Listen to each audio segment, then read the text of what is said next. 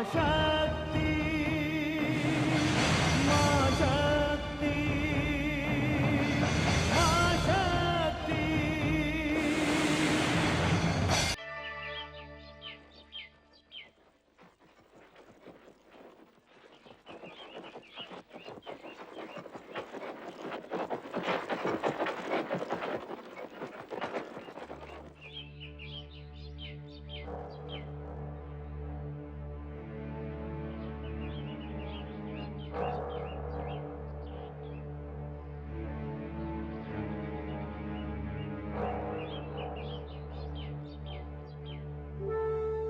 महामंत्री धूम्रलोचन।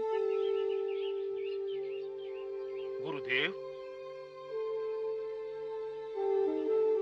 प्रणाम गुरुदेव। मैं तो आपके दर्शन के लिए कुटिया में जा रहा था। मैं भी यही सोच रहा था। कहिए, यहाँ आने का कैसे कष्ट किया आपने? गुरुदेव, आज मार्ग में मैंने एक महासुंदरी के दर्शन किए, और वो महासुंदरी जो हमारे दानव सम्राट महाराज शुंभ के योग्य है। गुरुदेव, मैं चाहता हूँ कि महाराज उसे देखें और उससे विवाह करें, जिससे हम दानवों को हमारे साम्राज्य की एक महारानी मिल सके। महामंत्री, आपका विचार बहुत सुंदर और उत्तम है।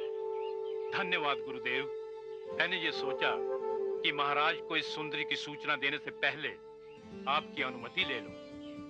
महामंत्री धूम्रलोचन जी। तो शीघ्र जाइए, जाकर असुर सम्राट को इसकी सूचना दीजिए। दानव कुल के लिए यह अत्यंत आवश्यक है। जो आज्ञा गुरुदेव।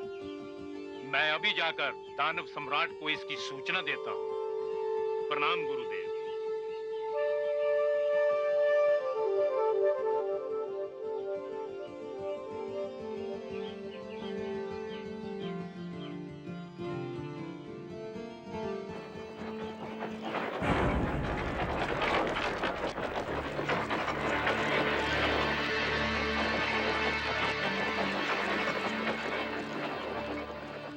आश्चर्य है, मैंने किसी रथ के आने की ध्वनि सुनी। कोई मुझसे मिलने आया, बिना मिले ही चला गया। कदाचित मेरे विश्राम में बाधा नहीं डालना चाहता था।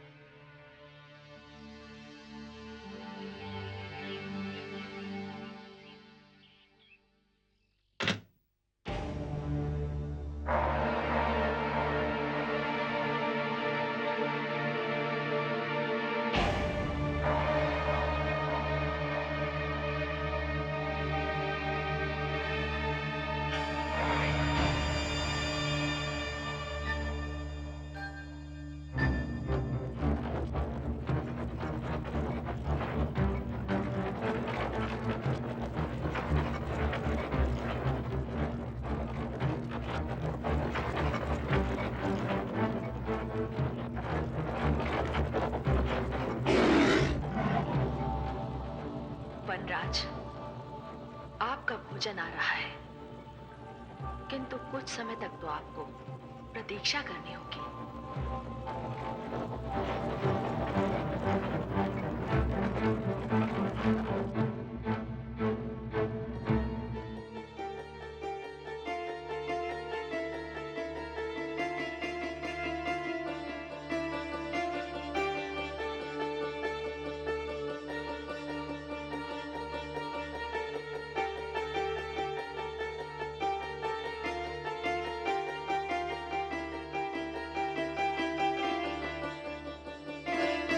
महाराज, यही है वो सुंदरी।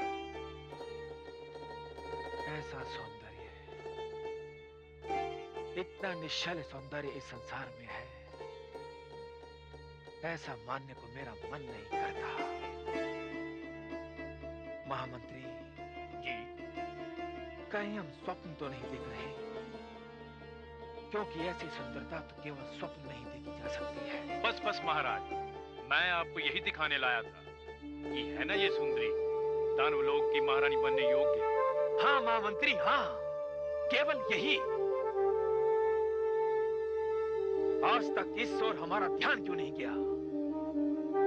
हम आपको धन्यवाद देते हैं महामंत्री।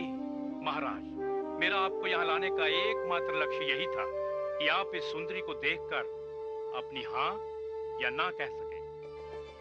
हाँ महामंत्री, हाँ, हम इससे स्वयं मिलेंगे। नहीं महाराज, आपका इस समय मिलना उचित नहीं है। किंतु क्यों महामंत्री? ये आपकी प्रतिष्ठा के विरुद्ध है महाराज।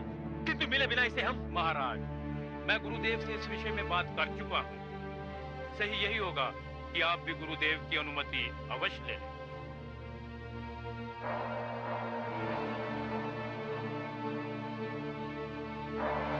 आपने सत्य कहा महामंत्री। मैं भी गुरुदेव को वचन देकर आया हूं कि मैं उनकी अनुमति के बिना कुछ भी नहीं करूंगा। और विवाह तो जीवन का एक महत्वपूर्ण अंग है।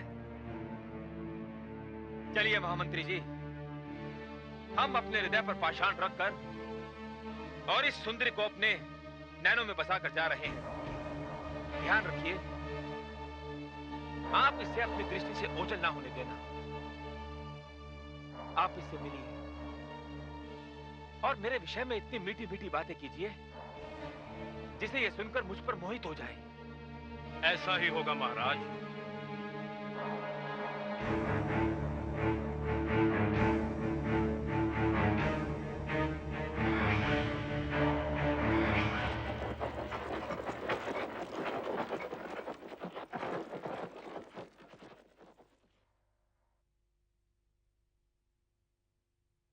देवी को धूम्रलोचन का नमस्कार। धूम्रलोचन? मैं असुर सम्राट महाराज शुंभ का महामंत्री हूँ और इस समय उनका दूत बनकर यहाँ आया हूँ। इस राज्य में मैं वो पहला दानव हूँ जिसने आपको पहली बार देखा और आपके सुंदर रूप का वर्णन अपने महाराज के समक्ष जाकर मैंने कुछ ऐसा किया कि उनके मन में आपको देखने की इच्छा जागृत हो गई और यहाँ आकर उन्होंने आपके दर्शन किए। वो आपसे मिलने की इच्छा मन में लिए वापस चले गए। ये तो अच्छा ही हुआ महामंत्री धूम्रलोचन कि वो मेरे सामने आए बिना ही लौट गए। हे देवी, जिस प्रकार इस सृष्टि में हिमालय एक है, गंगा एक है, सूर्य एवं चंद्रमा एक है, उसी प्रकार आप भी इस सृष्टि में एकमात्र अद्वितीय सुंदरी हैं। एक बात और, इस सृष्टि में महावीर भी एक है और वो है मेरे आश्रयदाता दानव कुल श्रेष्ठ महाराज शुंभ। एक बात और देवी, इस समय कुबेर की सारी संपत्ति दानव सम्राट महाराज शुंभ के अधिकार में है। अच्छा? हाँ देवी, देवराज इंद्र का सारा वैभव हमारे सम्राट के चरणों में है। अच्छा? हे देवी, इस समय संसार की कौन सी ऐसी श्रेष्ठ वस्तु है जो हमारे सम्राट के पास नहीं? अच्छा? हाँ देवी, इसलिए मेरे द्वारा उन्होंने आप तक ये संदेश भिजवाया है कि आप राजभवन चलकर राजकीय अतिथि बने और महाराज शुंभ से विवाह करके दानव कुल की महारानी कहलाएं। दानव कुल की महारानी? हे देवी, मैंने कोई हास्यास्पद बात कही है जो आपको हंसी आ रही है?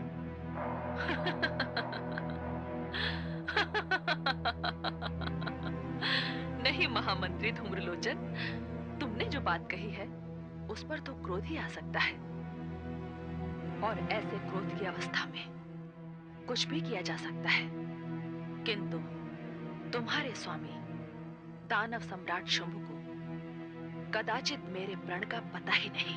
प्रण? कैसा प्रण? मैंने प्रतिज्ञा की थी कि जो भी व्यक्ति मुझे युद्ध में हरा देगा, मैं उसी महावीर की पत्नी कहलाऊंगी।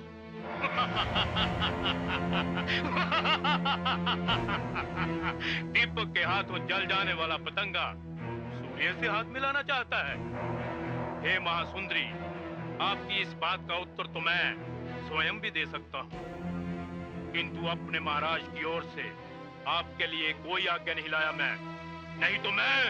बड़ा अभिमान है तुम्हें अपनी शक्ति पर धूम्रलोचन, किंतु कभी कभी शक्ति पर अभिमान शक्ति के अनुमान से अधिक हो जाता है।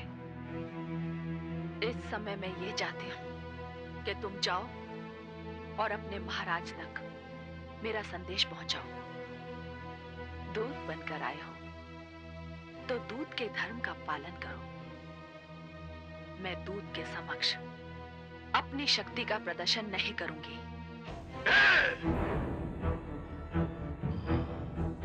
इस समय मैं विवश हूं। हे महासुंदरी, मैं कुछ भी नहीं कर सकता, किंतु आपका यह संदेश मैं अपने महाराज तक पहुंचा दूंगा कि आप उन्हें युद्ध का निमंत्रण दे रही हैं।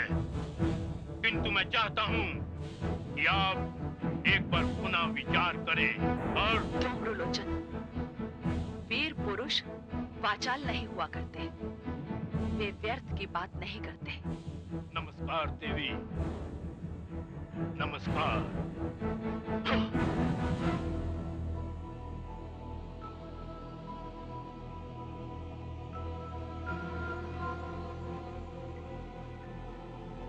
आएगा तेरा स्वामी शुंभ भी यहाँ आएगा, और वो यहाँ आएगा तो मेरे हाथों से बचकर नहीं जाएगा।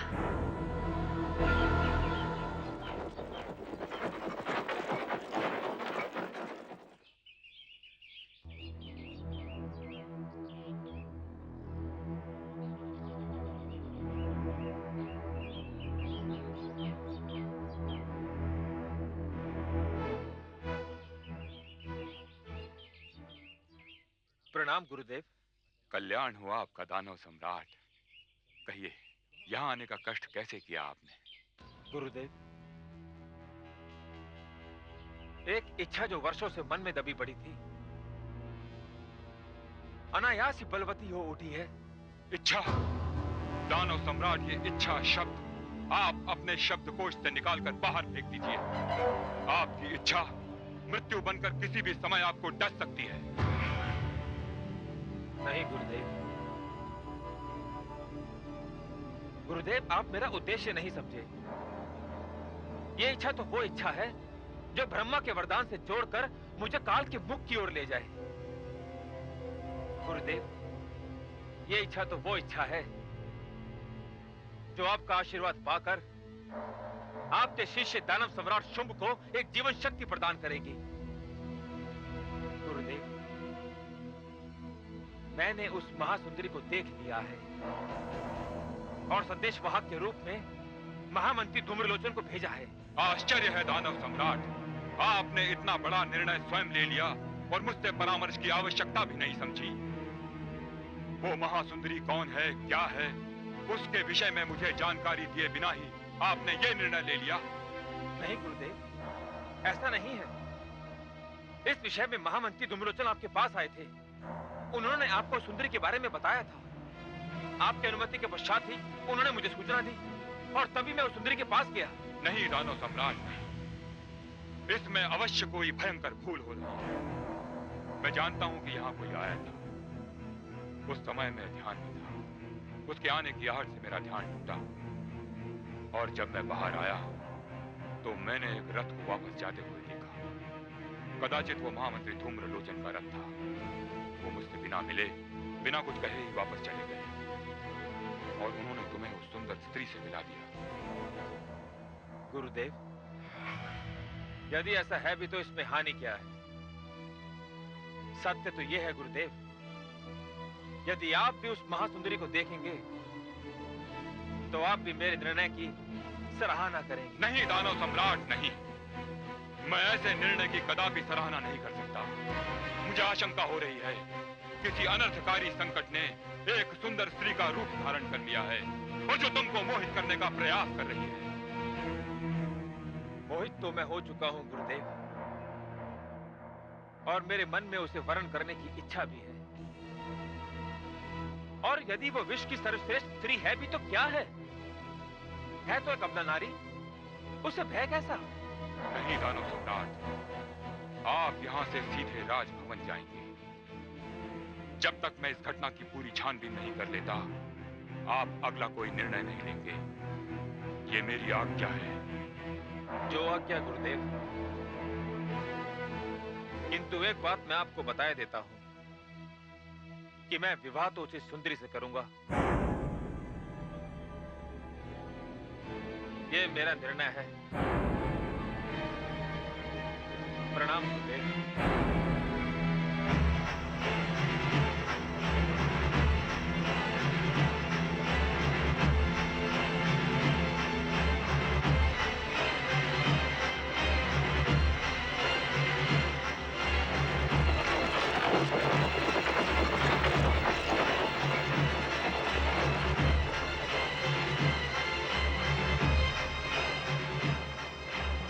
समस्या गंभीर है। मुझे जानना ही पड़ेगा ये षड्यंत्र किसका है और इसमें कौन किसकी भूमिका निभा रहा है।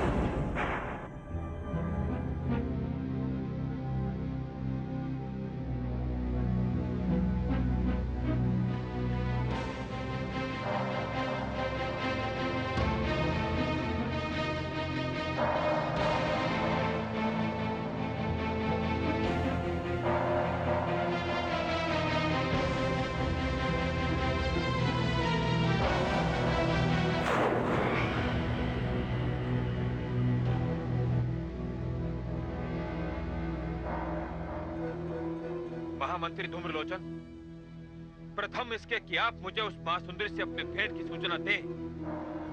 मुझे इस बात का उत्तर दें कि आपने उस सुंदरी की सूचना गुरुदेव को दी या नहीं। महाराज, मैंने आपके प्रति सत्य एवं निष्ठा की सौगंध खाई है। महामंत्री धूम्रलोचन, हम अभी गुरुदेव के आश्रम से आ रहे हैं और उन्हें उस सुंदरी की सूचना नहीं दी गई। वो कहते हैं कि धूम्रलोचन मेरे आश्रम तक तो आया था, किंतु मुझसे मिले बिना ही लौट गया। ये सत्य नहीं है महाराज। यदि फिर भी आपको मुझ पर विश्वास नहीं तो लीजिए ये खड्ग, मेरे धड़ से मेरा शीश अलग कर दीजिए। किंतु बोलने का ये दोषारोपण मुझसे सहन नहीं हो रहा है दानव सम्राट।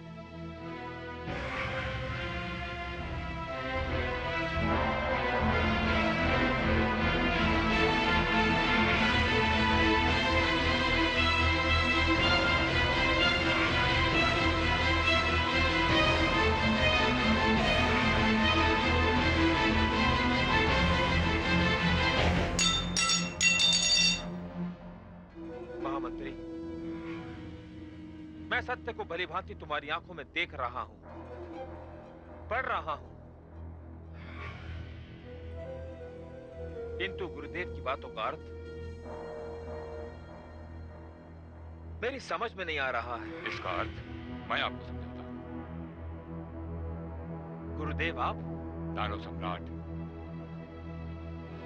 आप अभी अभी मेरे आश्रम से चलकर आ रहे हैं। हाँ गुरुदेव। और मेरे उस आदेश से सोच में पड़ गए हैं, जिससे यह सिद्ध होता है कि मैं उस महासुंदरी से आपका विवाह नहीं होने देना चाहता। गुरुदेव, पहले आप मेरी समस्या का निवारण करें। आप महाराज को बताइए कि मैं आपके पास उस रूप सुंदरी की सूचना देने आया था या नहीं। आप आए थे महामंत्री धूम्रलोचन, अवश्य आए। दानव सम्राट, मैं इस समस्या का समाधान अभी किए देता हूं। अभी आप जिस आश्रम पर गए थे वो मेरा आश्रम नहीं था। गुरुदेव? हाँ दानव सम्राट, वो मेरा आश्रम नहीं था। देवताओं की माया द्वारा रचा हुआ आश्रम था। और जिस शुक्राचार्य से आप वहां मिले थे वो शुक्राचार्य मैं नहीं, वो शुक्राचार्य देवताओं के गुरु बृहस्पति थे। क्या? हाँ महामंत्री धूम्रलोचन। उस सुंदर स्त्री ने तुम्हारे संदेश का क्या उत्तर दिया? गुरुदेव, उस सुंदरी ने कहा है कि वो विवाह करने से विवश है, क्योंकि उसने ये प्रतिज्ञा कर रखी है कि जो व्यक्ति उसे युद्ध में पराजित करेगा वो उसी से विवाह करेगी। गुरुदेव, एक अबला मुझसे युद्ध करना चाहती है। हे दानव सम्राट, वो स्त्री आपके सर्वथा योग्य है। ऐसी स्त्री को प्राप्त करने के लिए यदि आपको उससे युद्ध भी करना पड़े तो आप पीछे मत हटिएगा। नहीं गुरुदेव, इस साधारण से कार्य के लिए दानव सम्राट को कष्ट उठाने की कोई आवश्यकता नहीं। वो अबला तो मेरी एक दानवी गर्ज से ही आत्मसमर्पण कर देगी। आहा, आनंद आ रहा है, सचमुच आनंद आ रहा है। ये हुई ना बात। गुरुदेव, मैंने इच्छा कर ली है। उस सुंदरी को अपनी पत्नी बनाने की अपने हृदय में मैंने इच्छा कर ली है।